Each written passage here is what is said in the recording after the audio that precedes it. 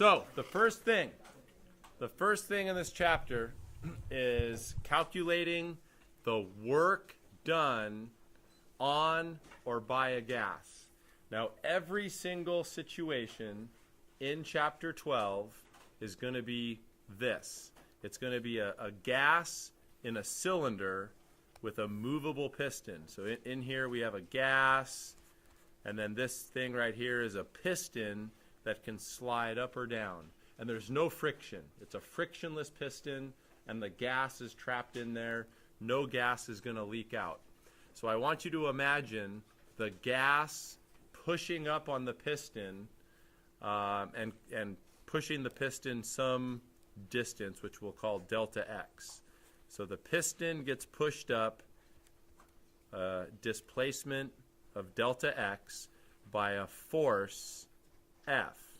Now, who remembers the basic equation for work? The basic equation for work is force times displacement. That's the fundamental.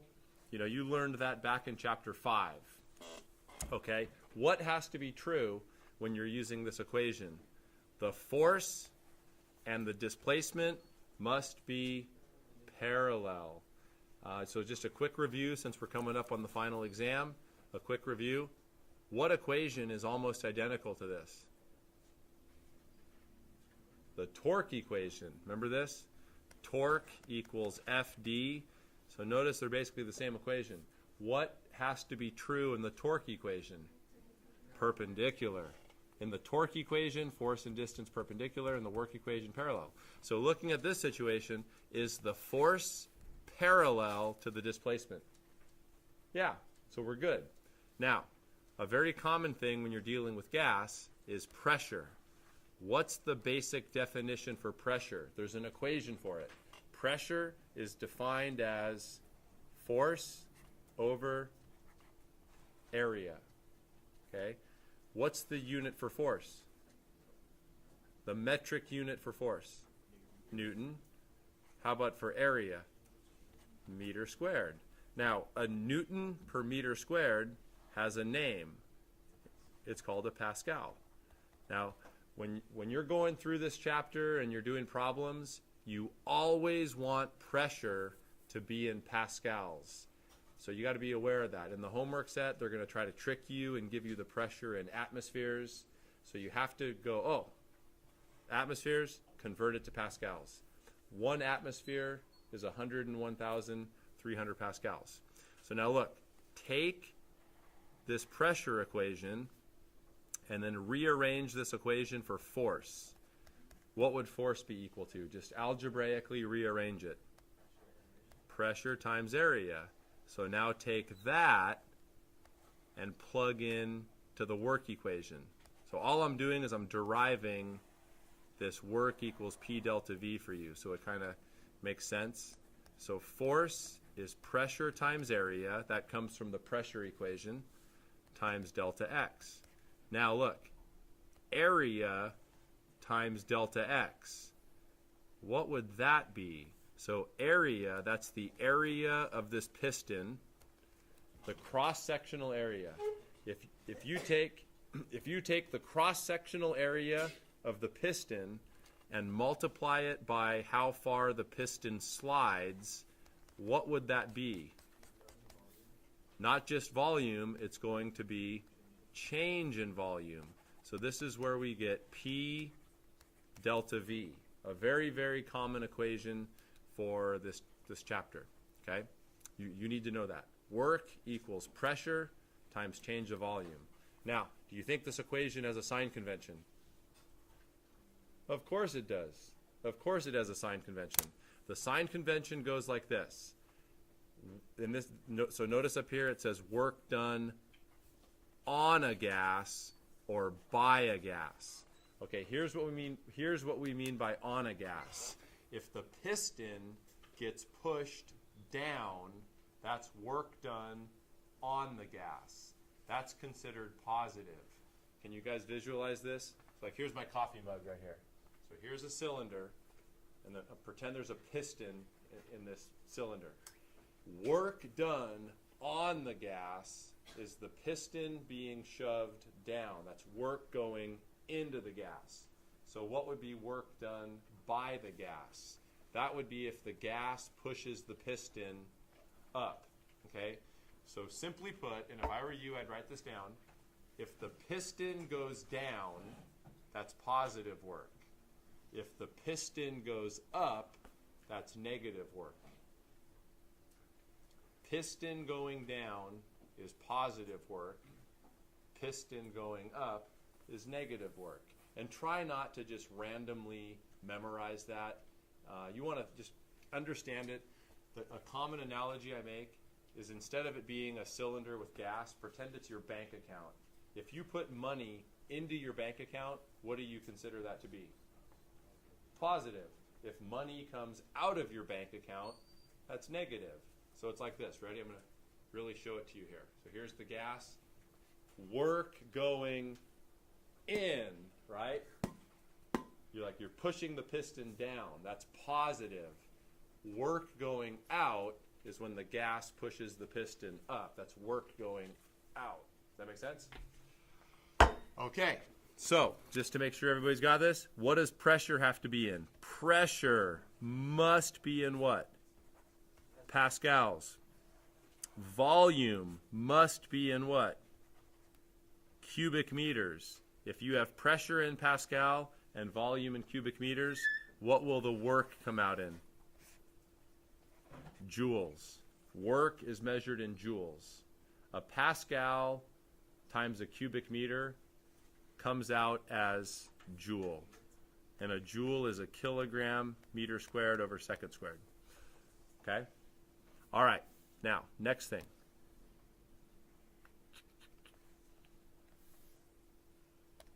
Okay. Pressure volume graphs.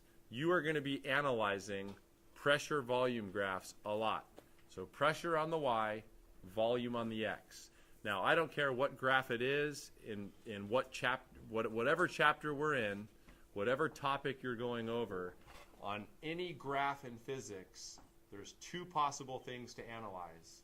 What are the two possible things to analyze on any graph? Slope and area. On this graph, the only useful thing is area. Slope is not going to tell you anything, but area is very important. What would the area under this graph tell you? The work. And here's why. So notice, how do you calculate area? The way you calculate area is you go base, you take the base, and you multiply by the height. Well, look, what is this base right here? It's not just volume, it's what? Change of volume. This base is the change in the volume. What's the height? The height is what? The pressure. So basically you're going base, which is change of volume, multiplied by height, which is pressure. What is P delta V? That's the work. Now looking at this graph, the way that graph is written, would that be positive work or negative work? The giveaway is this arrow. See that arrow right there? What's happening to the volume of the gas? Is the volume getting bigger or is the volume getting smaller? Smaller. So this is work going into the gas. The piston, if you look at this, if you were to sketch this out, so here's the gas, here's the piston. Which way is that piston moving? Down. That's going into the gas. That would be positive work. Okay? If the arrow pointed the other way, if the arrow pointed that way, it'd be negative work, because then work would be coming out. Okay? All right. Okay. Internal energy. Now, so much of this chapter is just it's like learning a language. What are they talking about? What do they mean? The problems are going to be like a gas has a pressure of this, and it goes from a volume of here to there. What's the change of internal energy? Does the temperature go up or does the temperature go down? So you got to know what they're talking about. So what is internal energy? So internal energy, notice there's two equations. The first equation here is the basic definition of what internal energy is. Internal energy is it's the sum total of all the energy of the molecules in the substance. So we're talking about gas molecules and the kinetic energy associated with gas molecules and the potential energy associated with gas molecules. So look, I'm going to make this very simple. So for starters, internal energy, it's the total energy, kinetic plus potential of the molecules. Now, who knows, if you're an AP Chem student, you should know this, who knows the basic fundamental definition of temperature? Temperature has a definition. It has to do with average kinetic energy. Temperature, and guys, if you don't know this, write it down. Temperature, the definition of temperature, it's a measure of the kinetic energy of the molecules in a substance. Temperature is a measure of the kinetic energy of the molecules in a substance. So right now in your brain, I want you to link temperature with kinetic energy. Okay? Now, what's potential energy linked to? Potential energy is about phase change. So in your chemistry classes, you should have learned this. When you heat a substance up, the substance goes like this. So just think of it like a chunk of ice. Let's just use water. If you're below zero, you're what? You're solid. Above zero, you're liquid. So for water, the two important temperatures are 0 and 100. So look, if you start adding heat, so let's just replace time here with heat added. We'll just say heat added on the X. So we're adding heat to a chunk of ice. Here's what happens. Just follow me through. The ice gets warmer, warmer, warmer. And then what happens at 0 degrees Celsius? It melts, melts, melts. If you didn't know this, you should know it. During a phase change, temperature is constant. Right? Are we still adding heat right here? Yeah. Is the temperature changing? No. During a phase change, temperature is constant. Okay? Now, boom. When does temperature go up again? When the last speck of ice melts, the temperature goes up, up, up, up, up until you get to 100. And then what happens at 100? It starts to vaporize. It starts to convert to a gas. So we have a phase change. Temperature is constant. During a phase change, temperature is constant. When will the temperature rise again? When the last speck of water has vaporized. Then the temperature goes up like this. So look, we're talking about kinetic energy and potential energy. Here, here, and here, notice that in those three regions, what's changing?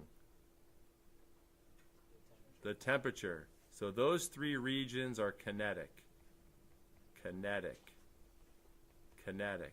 Why are those three regions kinetic energy? Because the temperature changes. Now, during the phase change, is energy changing? Yeah, but it's not kinetic. How do we know that it's not kinetic? Because the temperature is constant. So what type of energy changes during a phase change? Potential energy. Right? So potential energy is phase change. Kinetic energy is temperature change. So look, I'm going to make this very simple for you. What did I tell you guys every problem will be? Every problem in this chapter is going to be a what? A gas in a cylinder, which means we're always going to be up here in this region, right? And it's not going to be water. I mean, a second ago I was talking in terms of water. All substances follow this trend, right? Or I think almost all. I got to be careful with all. Okay, so every problem is going to be for a gas. are you ever going to come across a problem where the gas starts to condense and then you're in here? So for all practical purposes, change of potential energy is going to be irrelevant. You're not going to use this. Does that make sense? Why are you not going to use change of potential energy? Because what will never happen in this chapter? A phase change. So this is our fundamental definition of internal energy.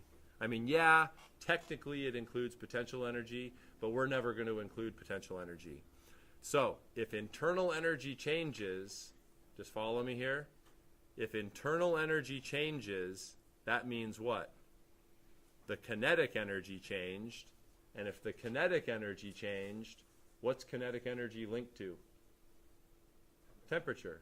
So kind of link those three things.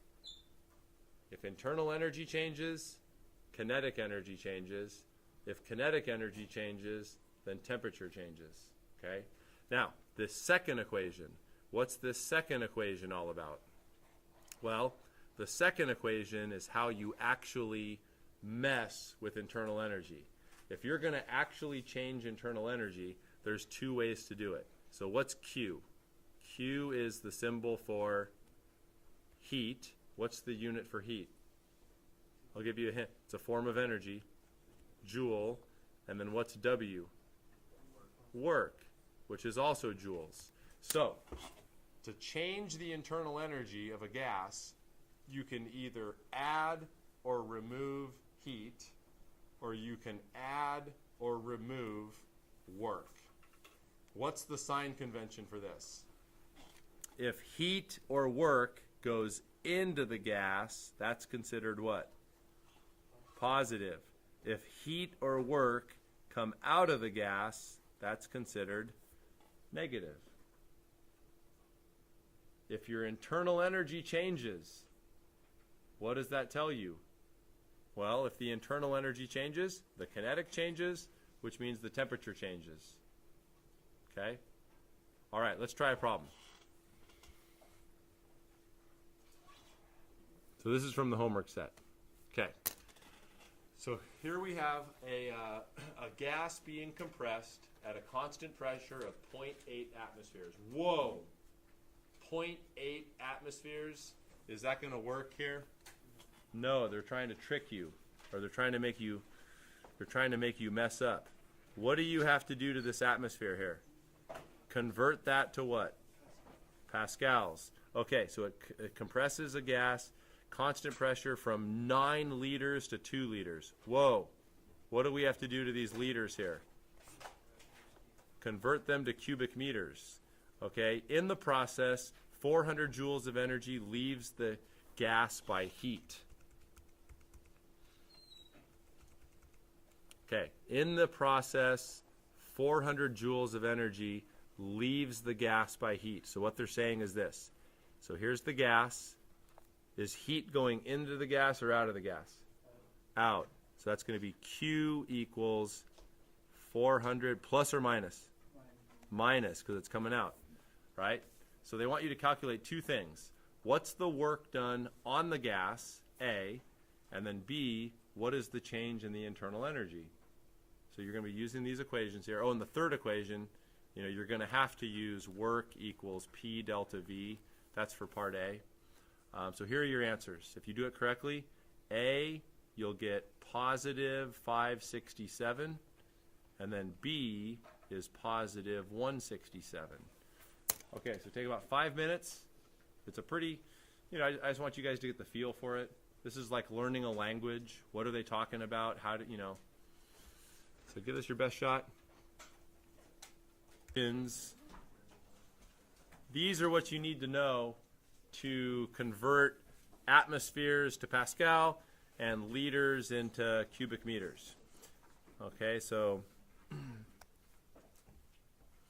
make some room. All right, so 0.8 atmospheres, when you convert that, it is 81,040 pascals. So I'm going to set this up in graph form. So 81,040, that's in pascals. And then they mentioned 2 volumes.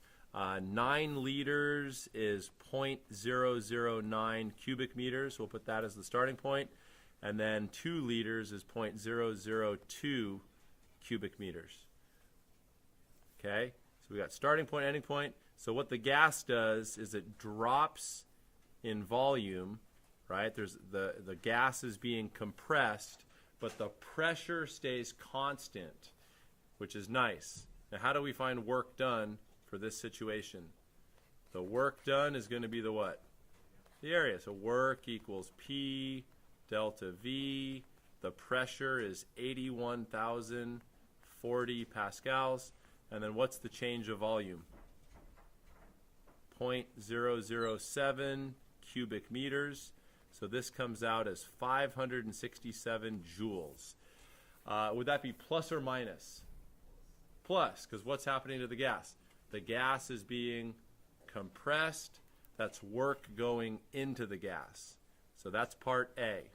Now, part B, they want us to figure out the change in internal energy. So here's the gas. They tell us right here, in the process, 400 joules of energy leaves the gas by heat.